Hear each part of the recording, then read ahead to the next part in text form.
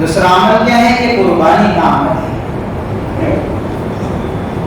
عام طور پر یہ تصور کیا جاتا ہے کہ قربانی مطلب جانور ذبح کر دیا گیا، اس کا خون بہایا گیا، اس کا گوشت حاصل کر لیا گیا، اس کو غریبوں میں بانٹا گیا، خود بھی کھائے، جمع کر کے فریزوں کے اندر رکھا گیا، 3 دن پورے ہو گئے، قربانی ہو گئی، عید ہو گئی، بات ختم ہو گئی۔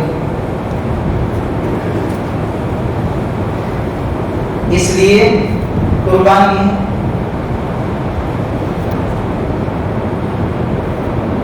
ایماندار لوگ یہ کام کرتے، ایماندار سے مطلب یہ ہے صاحب نصاب لوگ، کیونکہ ان پر قربانی ہر ایک کے اوپر واجب نہیں ہے جس کے پاس نصاب ہے،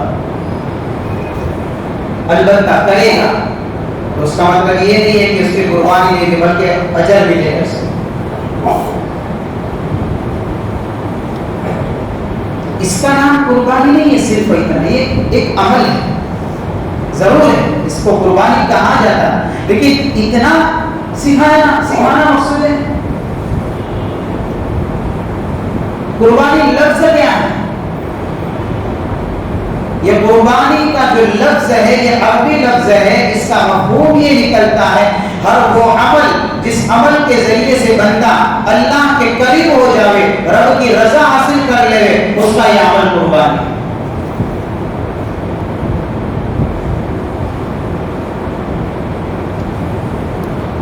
اس کی ابتدا ہوتی ہے عبادت سے، کہ پہلے عبدیت سے اظہار کرے بندہ کہ میں رب کا بندہ ہوں۔ کہاں تک پہنچے کہ اللہ کی محبت میں فنائیت کا معاملہ اس کے ساتھ میں ہو جائے کہ پھر رب اور وہ بندہ ہی، وہ قرب اس کو جب رب کا مل جائے۔ ابتدا یہاں سے اور انتہا ان تعبد اللہ کأنک تراہ فإن لم تکن تراہ فإنہ یراک۔ پھر یہ کیفیت بن جائے کہ قدم قدم کے اوپر یہ تصور قائم ہو جائے کہ رب مجھے دیکھ رہا ہے۔ حدیث کے اندر تو یوں آیا ہے کہ یہ تصور قائم کرو کہ تم رب کو دیکھ رہے ہو۔ حضور کے الفاظ بڑے عجیب ہیں۔ کوئی غلام اگر بادشاہ کو دیکھے گا تو بادشاہ سے غافل ہو جائے، وہ چوکنا ہو جائے، وہ تو مالک الملک ہے، وہ تو بادشاہوں کا بادشاہ ہے، ساری بادشاہت اس کے قبضے میں ہے۔ اب یہ تصور قائم کرے، چاہے کسی بھی فیلڈ میں جیتا ہو مرتا ہو، کوئی بھی کام کرے،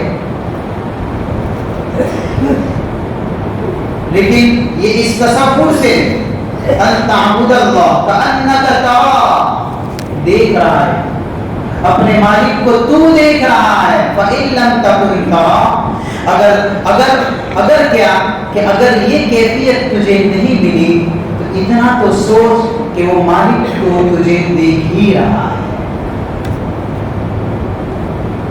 وہ تو دیکھ ہی رہا ہے۔ اس کا کیا فائدہ ہوگا کہ پھر اللہ کا حکم نہیں توڑے گا اور اللہ کی نافرمانی نہیں کرے گا۔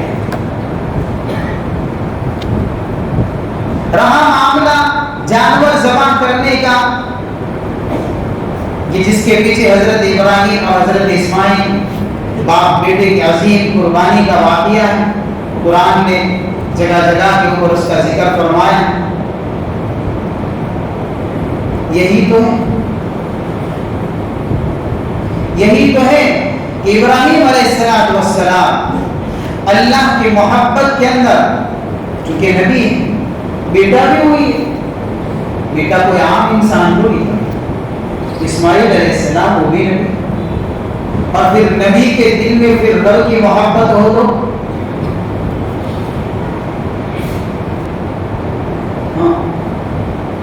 وہ محبت کا اللہ نے امتحان لیا۔ کیسے لیا؟ یا بنی انی ارا فی المنام انی اذبحک فانظر ماذا تری۔ بیٹے کو بلایا، یعنی حضرت اسماعیل علیہ السلام کو ابا نے بلایا کیا دیکھا ہے ابا نے؟ خواب کے اندر دیکھا ہے میرے پیارے بیٹے یا بنیہ کے اندر انتہائی شفقت چھپی ہوئی ہے۔ اس کا تعلق عربی کے ساتھ میں، چونکہ ہم لوگ عربی جانتے نہیں ہیں اس لیے میں شفقت کو کھول کر تو نہیں بتا سکتا، باقی لفظ اس کے لیے آتا ہے۔ اے میرے پیارے بیٹے، کس شفقت سے پکارا ہوگا، کس محبت سے پکارا ہوگا؟ بنی، پیارا بیٹا اور میرا پیارا بیٹا، شفقت پر شفقت ہے، نسبت اپنی طرف کی ہے، محبت پر محبت کا ثبوت دے رہے، باپ اور بیٹے کا وہ تعلق ہے۔ اور یہ کہا جا رہا ہے بیٹے تجھ سے مجھے محبت ہے اور تجھے بھی مجھ سے محبت ہے، اپنے درمیان میں ایک رشتہ ہے، اس رشتے کا نام محبت ہے۔ اس محبت سے تجھے پکار کر ایک بات کہنا چاہتا ہوں، باپ کے وہ محبت بڑے الفاظ ذرا بیٹے کان کھول کے سن لیں۔ مجھے یاد نہیں ہے کہ اوپر وہ محبت کی بات ابھی یاد آئی، بڑی عجیب بات ہے، کیسی نسبت کے ساتھ میں کس لفظ سے پکارا ہے، کیسی کیفیت ہوگی اس وقت پکارنے کی، کیوں پکارا؟ انی ارا فی المنام انی اذبحک فانظر ماذا تری۔ اے میرے پیارے بیٹے خواب دیکھا ہے، کیا دیکھا ہے ابا جان؟ خواب کیا دیکھا ہے؟ ایک بات بتا دو، نبی کا خواب وہی ہوا کرتا ہے، لہذا وہ بھی دلیل کے حکم میں ہوتا ہے۔ نبی کے خواب کا مسئلہ الگ ہوتا ہے، اس لیے وہ بھی پکی ہی بات ہوتی ہے۔ اس لیے کوئی یہ نہ سمجھے کہ خواب تو ہر ایک کو آتے ہیں، تو میرے آپ کے جیسا خواب نہیں تھا کہ صبح اٹھنے سے پہلے بھی بھول جائے، پتہ ہی نہیں کہ رات کو کیا ہے۔ اور ہمارے خواب عام طور پر خرافات سے بھرے ہوئے تھے۔ لوگوں کو ایسے خواب آتے ہیں کہ صبح میں آتے ہیں کہ مولانا رات کو ایسا خواب دکھا کہ ڈر لگا، تو دن کو ایسا سوچا تھا تو رات کو ایسا ہی دکھا گئی۔ ہم تو اسکرینوں پر یہی ڈراؤنی چیزیں دیکھتے ہیں، بچوں کو دکھاتے ہیں اور وہ بچہ رات کو ڈر جاتا ہے، صبح میں آتے ہیں لے کر ڈر جاتا ہے رات کو۔ بھائی کیوں ڈرا؟ کہ وہ جنات تو تم نے پکڑ کے رکھا ہے، اس کو چھوڑو۔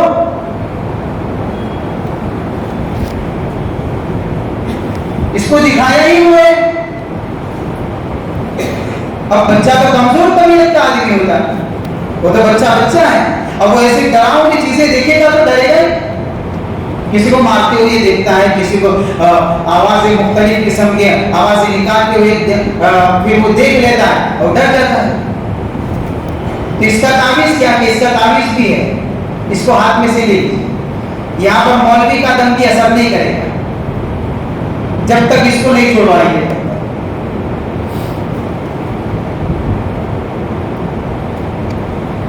تو ایسا حال ہو گیا ہمارے اندر، تو ایسا معاملہ ہو چکا ہے۔ تو حضرت ابراہیم علیہ السلام کا خواب ہے کہ بیٹا تجھے ذبح کر رہا ہوں۔ اچھا ابا جان، بڑا پاکیزہ خواب دیکھا ہے۔ ہاں، یہ نہیں کیسا تو کوئی خواب ہوا کرتا نہیں، بلکہ جواب سنیے حضرت اسماعیل علیہ السلام کا۔ یا ابت افعل ما تؤمر ستجدنی ان شاء اللہ من الصابرین۔ ابا جان دیکھا ہے تو کر کے بھی دکھا دیجئے بغیر سوچے، کوئی حجت بازی نہیں، کوئی دلیل نہیں، ہاں کوئی تعویل نہیں، کوئی الٹی سیدھی بات نہیں۔ یہ باپ اور بیٹے کے درمیان کا سوال جواب کیا سبق سکھا رہا ہے؟ دلوں کے اندر جب حکم الہی ہوگی تو حکم الہی پورا ہوگا۔ ہاں، یہ اللہ کی محبت ہوتی ہے جو اللہ کے احکام کو پورا کرواتی ہے۔ ہماری زندگی میں جتنے رب کے احکام ٹوٹتے ہیں یہ اس کی وجہ سے ہے کہ دلوں کے اندر اللہ کی محبت ابھی مکمل نہیں اتری ہے۔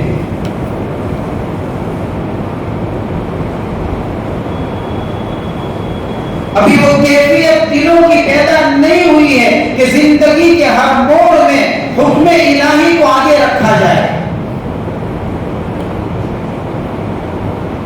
نماز اللہ کا حکم ہے. اللہ کے نبی نے فرمایا, قرآن بھی کہہ رہا ہے, اقیم الصلاۃ وآتوا الزکاۃ, کچھ بھی کام کرو لیکن کیا کرو, نماز پڑھو, زکات ادا کرو. رب کا حکم آئے کاروبار چھوڑ دیجئے, ہمارا قربانی کا سبق یہ ہے.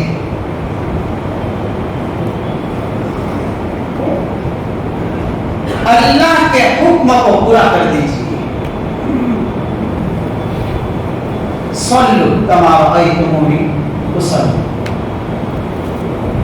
جس طریقے سے نبی نے نماز پڑھی اس طریقے سے پڑھ لیجیے. لیکن کیا ہماری زندگی کے اندر بہت سی مرتبہ ایسے کاموں کی کشمکش سامنے ہوتی ہے, ایک طرف نماز کا وقت ہوتا ہے, ایک طرف کاروبار کا وقت ہوتا ہے. کیا ہم نے حکم الہی کو آگے کیا؟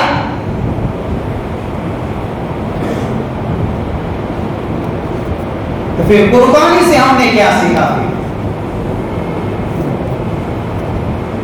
وہ درس کہاں گیا جو درس سال میں ایک مرتبہ سکھایا جاتا ہے کہ حب الہی کے اندر وہ مقام حاصل کرے بندہ کہ اللہ کا حکم نہ ٹوٹنے کا معاملات ہے. اللہ نے حکم فرمایا, فلا وربك لا يؤمنون حتى يحكموك فيما شجر بينهم ثم لا يجدوا في أنفسهم حرجا مما قضيت ويسلموا تسليما. کوئی ایسا معاملہ پیچیدہ پیش آ گیا, کوئی ایسا گڑبڑی والا معاملہ ہو گیا,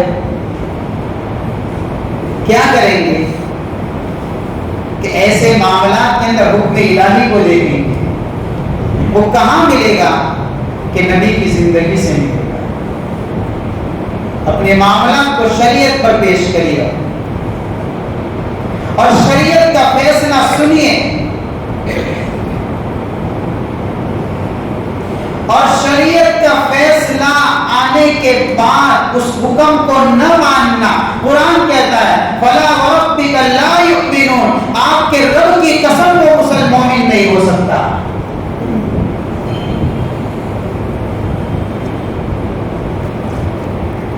کیا ہم نے ہمارے معاملات کو پیش کیے؟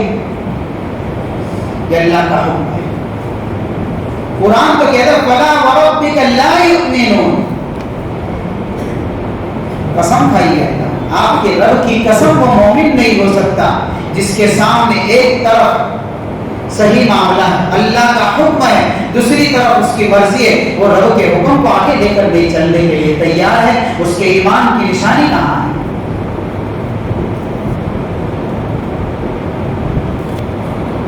بہت سارے دلائل ہے اس حکم الہی کی اہمیت کیا ہے. کئی آیات, وقت نہیں ہے مثالی آیت کو کیسے آپ کے سامنے پیش کروں, لیکن بس باپ اور بیٹے کا یہ آپس کی بات چیت اسی کا سبق سکھا رہی ہے. حکم الہی ہے تو حکم الہی کو پورا کرنا آسان ہے. ستجدنی انشاء اللہ من الصابرین. ہاں کیا ہوگا؟ اب بجان ڈرنے کی ضرورت نہیں ہے. تکلیف یہ معاملہ تھوڑی بہت ہوگی, لیکن اللہ نے ہمیں تکلیف کو ہلکا کرنے کا ہتھیار تو دیا ہے. وہ کیا ہے؟ صبر ہے.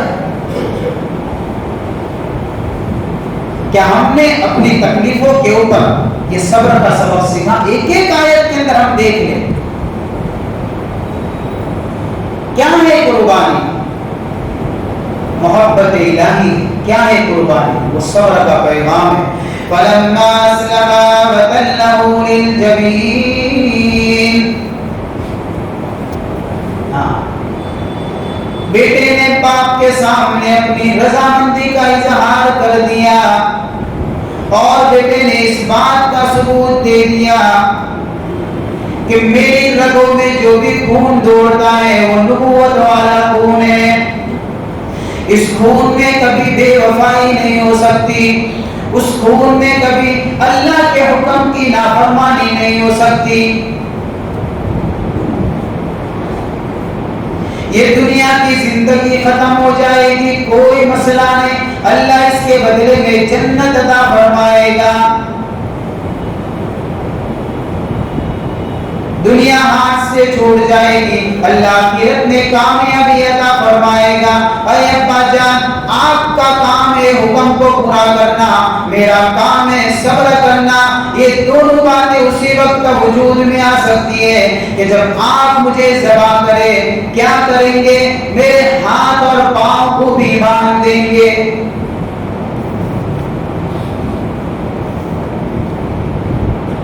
آنکھوں پر بھی پٹی ہونی چاہیے. کیوں؟ کہ وہ پیار بھرا لفظ کہا نا باپ نے بیٹے سے، یا بنیا، اے میرے پیارے بیٹے. یہ شفقت کہیں ایسا نہ ہو باپ اور بیٹے کی نظر مل جائے اور اس شفقت پدری کو وہ جوش آ جائے کہ اللہ کا حکم پورا کرنے میں رکاوٹ بن جائے، ساری رکاوٹوں کو ختم کر دیا جائے، رب کے حکم کو پورا کیا جائے.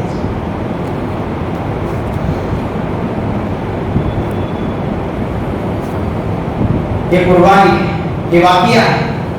یہی سبق سکھانا مقصود ہے. میں تفصیل سے واقعہ بیان کرنا نہیں چاہتا، بس یہ 2-3 باتیں تھی جو آپ کے سامنے رکھنا چاہتا ہوں. ہماری قربانی کیا ہے؟ ہماری قربانیوں کے اندر جانوروں کی نمائش ہو گئی، دکھاوا ہو گیا. بھائی بکرا لیا کتنے لاکھ کا، کتنے لاکھ کا، اچھا کہ دکھائیے سب لوگوں کو. بڑا جانور لیا کتنے کا، کہ اتنا کا. اس نے 25,000 کا لیا، اس نے 50 کا لیا، اس نے 50 کا لیا تو اس نے 60 کا لیا، اس نے 60 کا لیا تو اس نے لاکھ کا لیا، اس نے لاکھ کا لیا تو اس نے 2 لاکھ کا لیا. یہ نمائش ہے. قربانی کی عبادت کو رب کے دربار میں نہیں کرنا. قل ان صلاتي ونسكي ومحياي ومماتي لله رب العالمين. کہیے اس بات کہ چاہے میری نمازیں ہو، میری دوسری عبادتیں ہو، میری زندگی ہو کہ میری موت ہو، یہ لوگوں کے لیے نہیں ہے، للہ رب العالمین. میرا جینا اور مرنا رب العالمین کے لیے. اور یہ بہت ضروری ہے. لن ينال الله لحومها ولا دماؤها ولكن يناله التقوى منكم. گوشت تو ہم لوگ کھا جاتے ہیں، چمڑا تو بیچ دیتے ہیں، خون تو بہا دیا جاتا ہے، سینگ پھینک دیے جاتے ہیں. ہاں تو اللہ کے دربار میں کیا پہنچا کہ رب گوشت کا محتاج نہیں ہے. اللہ کو تمہارے چمڑے کی ضرورت نہیں ہے، گوشت کی ضرورت نہیں ہے، دوسری جانور کی چیزوں کی ضرورت نہیں ہے. یہ چیزیں اللہ کے دربار میں نہیں پہنچے گی. کیا پہنچے گا؟ تقویٰ پہنچے گا کہ اللہ کے دربار کے اندر اس بندے نے جو قربانی دی ہے، کیا اس قربانی کے وقت اس نے جو چھری پھرائی ہے، اس چھری پھراتے وقت اس کا تصور قائم کیا ہے کہ چھری تو جانور کے گلے پر پھر رہی ہے، لیکن نظر یہ آ رہا ہے آج سے یہ چھری میری خواہشات پر پھرے گی. تقویٰ پہنچے. یس ہے. اس لیے دیکھیں کل نہیں پرسوں قربانی کیا، حالات بڑے نازک ہیں. اپنے جانوروں کی قربانی اللہ کے دربار میں پیش کریں، دعا کر کے پیش کریں، اخلاص کے ساتھ میں پیش کریں. کہیں نمائش نہ ہو جائے، کہیں دکھاوا نہ ہو جائے، کہیں بڑھاوا بھی ہمارا جانور اچھا، اس کا جانور اچھا، اس کا اچھا. کیا ضرورت ہے؟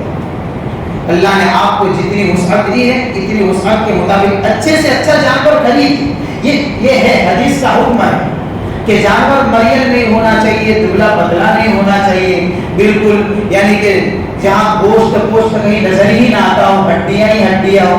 نہیں، اللہ کے دربار میں ایسا جانور بھی پیش نہیں کرنا چاہیے. لیکن اس کا مطلب یہ بھی تو نہیں ہوتا ہے کہ اچھا جانور خریدنے میں کہیں نمائش بھی آ جائے. یہ بھی تو نہیں ہونا چاہیے. تو بہترین جانور کی قربانی رب کے دربار میں پیش کریے. یہی جانور کل قربانی کرنے والے کے لیے سواری کا ذریعہ بنے گا، اور اللہ اس کی برکت سے اس کو جنت تک پہنچائے. اور اللہ کے دربار میں جب اخلاص کے ساتھ قربانی پیش کی جاتی ہے تو پھر اللہ اس کے بندے کے لیے اجر کا ڈھیر لگا دیتے ہیں. بالوں کے برابر، خون کے قطروں کے برابر اس کے نامہ اعمال کے اندر اجر لکھا جاتا ہے. دوسری اس بات کا خیال، ایسے جانور کی قربانی ہرگز نہ کرے جو قانونی اعتبار سے کسی فتنے فساد کا ذریعہ بنے. پتہ نہیں ہماری مسلم امت کو یہ بات سمجھ میں کیوں نہیں آئی.